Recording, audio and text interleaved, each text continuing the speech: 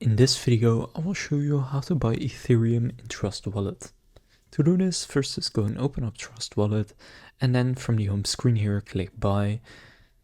And then here, just go and select Ethereum. Now right now it's in the popular section, but if you don't see it, just search for ETH and then click Ethereum.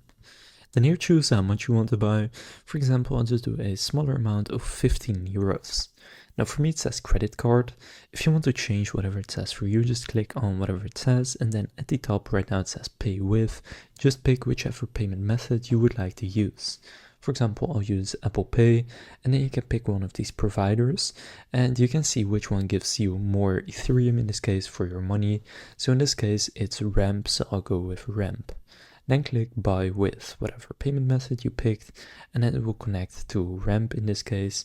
And you can then here follow these steps. So you can just continue with Apple and create your account and then just check out. And after doing that, you will have bought the Ethereum. And then once you have done that, it will show up right here and you can then see your Ethereum.